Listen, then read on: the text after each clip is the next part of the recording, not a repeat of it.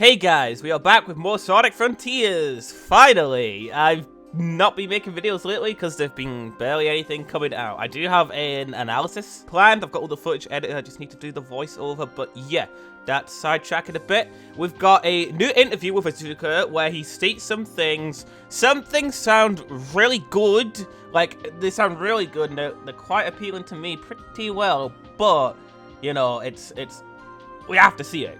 We have to kind of see the proof of what he's saying, so I can't really take it at face value. But we've also got a hidden collectible that has been found in the footage that we got, and that might be old news, but I only just saw it yesterday and I haven't seen anyone talk about it, so we're gonna cover that one first real quick before we get to the juicy interview. So in the footage where it is showing the Ubisoft tower, the one that is in the mainland area where Sonic is looking at, where it does the pan up, there are actually 3 secret collectibles on the tower where it looks like Sonic can apparently like jump to, and they're not rings. They look more like coins. They look kind of like purple coins to me of sorts. So I'll show the footage. You'll see for yourself. Thanks to Reddit for finding this one, because I did my analysis and I didn't even bloody notice this. So need to get better at this. But to me, it looks like the coins are.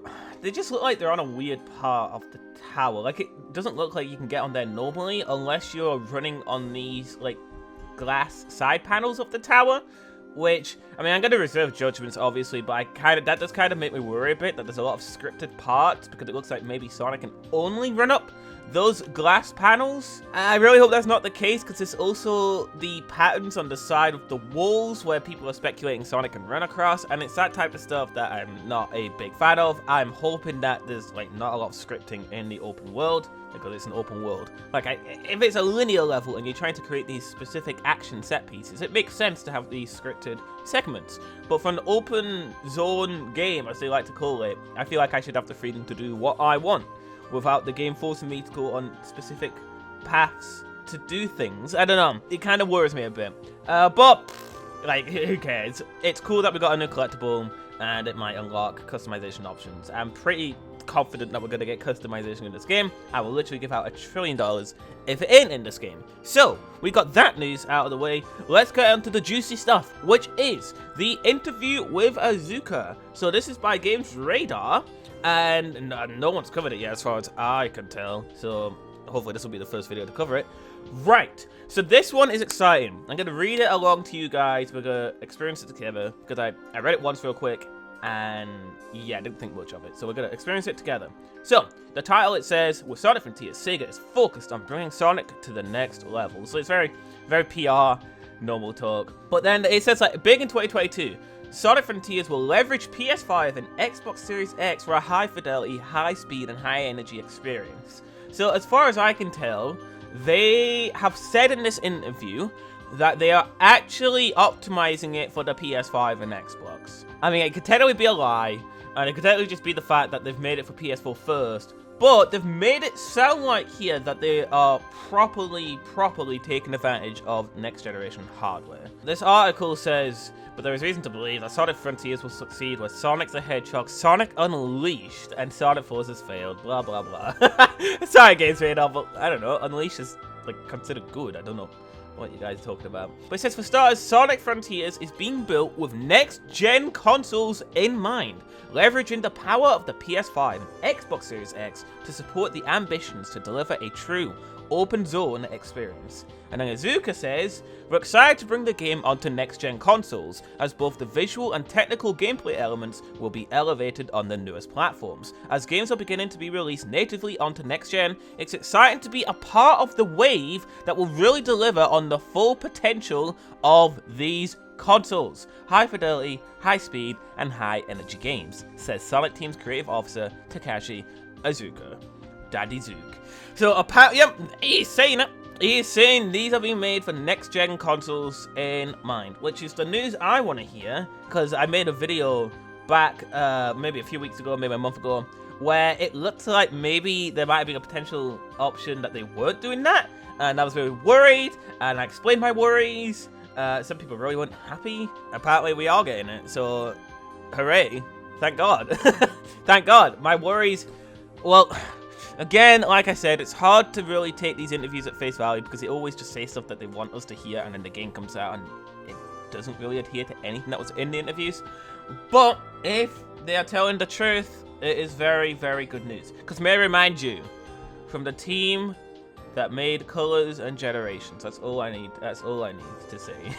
And then they go on to say, Sonic Frontiers is set across the Starfall Islands, an open-ended playground for high-velocity action. Sonic's team is essentially working from scratch here, reworking all of Sonic's core movements and actions to better fit the expanded playable space. From Azuka's perspective, there were lessons learned from 2017 Sonic Forces. The ambition behind Sonic Frontiers has pushed the team to reconsider everything. Wow, they try and make it sound really dramatic. So Iizuka says, with Sonic Forces, the team set out to create a compilation of high-speed Sonic action games that flip the usual Sonic storyline on its head, taking place in a world where the evil Dr. Eggman had prevailed. Within this new storyline and world, we created new Sonic environments and characters like the villain Infinite. This is trash. Yeah, we created new environments, yeah, like City and Metropolis. With Sonic Frontiers, we are challenging ourselves to deliver an all-new style of Sonic action-adventure. We're once again expanding the Sonic universe, bringing in new environments and additional features to create a totally new type of open zone experience. Well, technically it should be the only type, because no other game is called open zone. Basically, they're saying, we tried to do this thing with Forces where it was the same as before. With Frontiers, we're trying something new. But they never downplayed Forces, is the thing I find funny here. They never admit that Forces was trash. Like, you know, never admit that, yeah, we kind of rushed this game and we didn't have the budget that we needed. I'm surprised they haven't said stuff like that, because that would further elevate Sonic Frontiers, especially to investors. It would tell them, oh wow, Sonic Frontiers is the real deal. So I'm kind of shocked that they haven't said that yet. And then the article goes on to say, one of the biggest questions hanging over Sonic Frontiers is whether it will be set throughout a fully open world or whether the various biomes of Starfall Islands will be self-contained. If you remember that leak from 2019, it said that the Starfall Islands were separated into 4 separate areas. So I guess Games Radar actually caught onto that and are asking if it's a full open zone or if it's going to be something like Pokemon Legends Arceus. Honestly, in my opinion, I don't really care what it is. As long as they're big enough, I actually really don't care if it's separated or not. Because at the end of the day, it's all going to be about, you know, speed, platforming, all this stuff. So as long as you can still do that, yeah, it doesn't bother me. For me, it doesn't need to be a fully, like, the entire, like, a Breath of the Wild style game. Just as long as each area of the 4 islands are, like, big enough. So yeah, it doesn't bother me too much. It might allow them to even be more creative, because you can have one island that is like, you know, typical forests, jungles, and then if we go into a totally different island, they can really mix things up, because obviously if they had that on the same island, it might be jarring to switch from one environment to another really quickly. But because they're separate islands, I don't know, they can have this mystical power that happens, and it's covered this island, and yeah. They can do anything, really, so I don't mind. But yeah, to get back into the interview, when I asked Azuka for clarity, he's only willing to confirm that further details will be coming soon. We don't have much more to share regarding the environment just yet, but stay tuned for more details this year. I wish he would have said, like, I don't know, like, next month, this month. I'm desperate for news, okay? This information will be key for Sonic Frontiers, says Games Radar. The landscapes we've glimpsed so far are beautiful, dense forests, sparkling waterfalls, and sizzling desert expanses. We've not even seen the deserts, I don't know why they're saying that. And I hope we'll be able to race through. Oh, actually, it's because that's just the description of the game in the video that they uploaded, the announcement trailer. I'm particularly keen to see whether the power of new-gen tech, and a proficiency with last-gen consoles can finally provide Sonic with a playground large enough to properly bring his relentless pursuit of speed to life. But this isn't it. That sounds like that sounds boring. But they've actually got more stuff on, like, the combat. After all, Sonic is at his best when he's able to move really damn fast and without interruption, pummeling the creations of Dr. Eggman without losing speed. Iizuka tells me that bringing Sonic's signature speed and combat abilities to life into larger scale areas is among Sonic Team's greatest challenges. And then Azuka says, we focused on bringing Sonic to the next level and ensuring that he's fully represented as the character that fans know and love, while still making his new form exciting. We pay extremely close attention to getting all the little Sonic details right to make sure that Sonic's signature speed and characteristics remain consistent across every gaming iteration.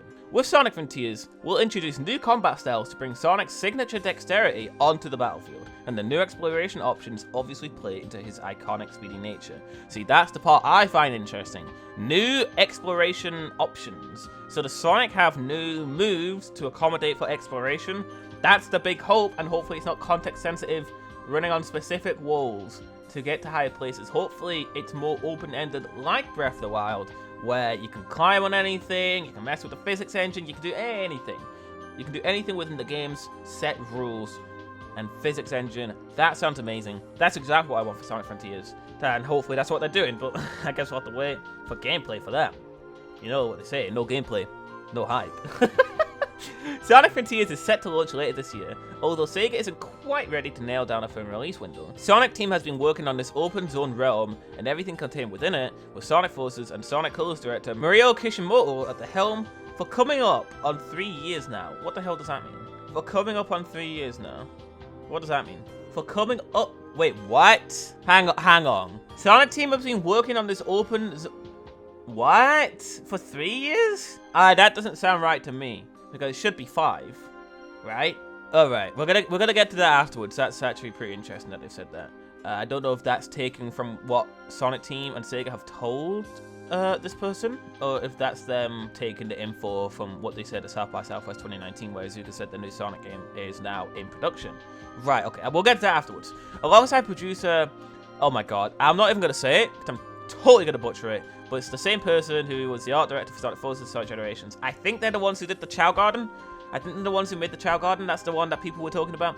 Ian Flynn, the writer responsible for a decade-long run on the Archie Comics Sonic the Hedgehog series, has penned an original storyline, which will see Sonic in a race against time to defeat his evil nemesis, Dr. Eggman. Wow, a very in-depth story synopsis right there. Sonic Frontiers is undoubtedly an exciting proposition. As much as the video game icon has struggled in the 3D era, the potential has always been there for something great. A fast and agile adventure game that combines lush landscapes, stomach-turning speed, and high-velocity action. We won't have to wait long now to see whether Sonic Team can deliver exactly on that with Sonic Frontiers.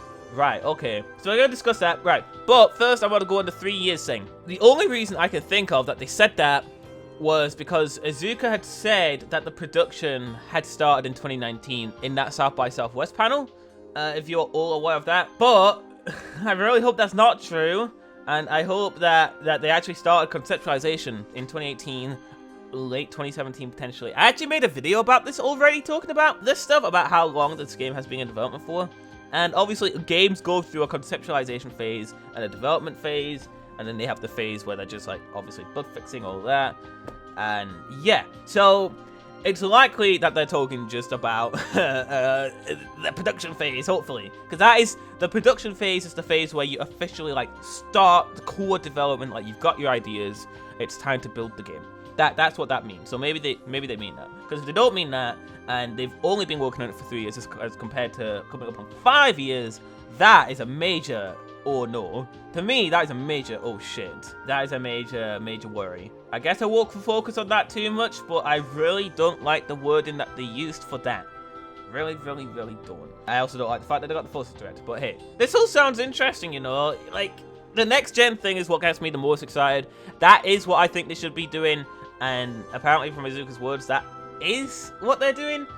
I guess I'll link back to the video where I was talking about it, because I wasn't happy with the possibility that they're not making it for next gen in mind. I think I had people in the comments telling me it would be stupid to do that, but apparently they are doing it. So I don't know, is Azuka stupid now? But I approve. Make it for next gen, absolutely. I do like that they're introducing new combat stuff and abilities and stuff like that. Screw it. It's an open world. You want Sonic to be like you want players to be invested in the game. So you can't just give them a simplistic moveset. You can't just give them the same like Sonic Generations and Sonic Forces moveset where it's just boost, jump, and stomp. Like, you've got to give them more stuff to do. Like, new ways to build up speed, new ways to go about the environment, new combat options, all of this stuff to have players exploring the Starfall Islands for hours and hours and hours. Because I imagine they want this game to last. In the investor meeting, they kept on saying, like, they want this game to last. They want this to be a big deal. They want it. It can't be a one and done. You know, this has to be a game people are talking about for weeks to come after it releases, by constantly discovering new things and sharing your experiences with friends. If it's a game like Sonic Forces that lasts 3 hours, it's not going to happen. So they're really gonna have to try their damn hardest. Like, maybe it's actually gonna be hard to find the cyberspace levels, and then it's like when people finally discover it, they're like, "Oh my god, I finally found it!" And then you're treated with like an amazing cyberspace level, and it's like all worth it.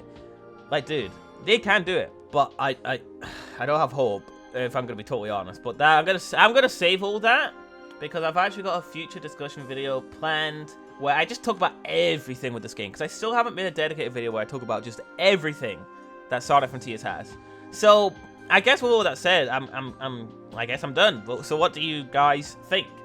Next generation in mind is good news, because they're still on the PS4 and it's still on the Xbox One, so you don't need to worry if you don't have it. But to see Sonic trying his hardest with a game by making it next gen, that's exactly what I want. Like, I have a PS5, so obviously I'm gonna enjoy playing it next gen. But even if I didn't, I'd be sitting here saying the same thing.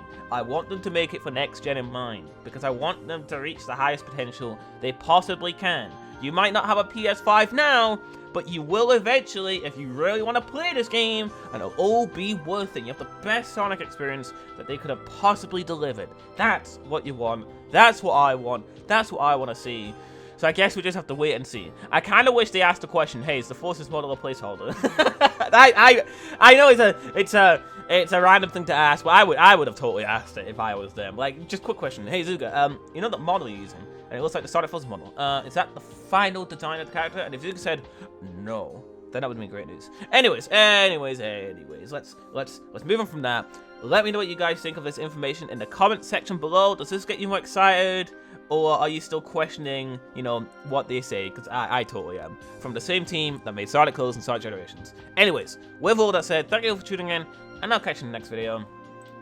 Peace out, my dudes.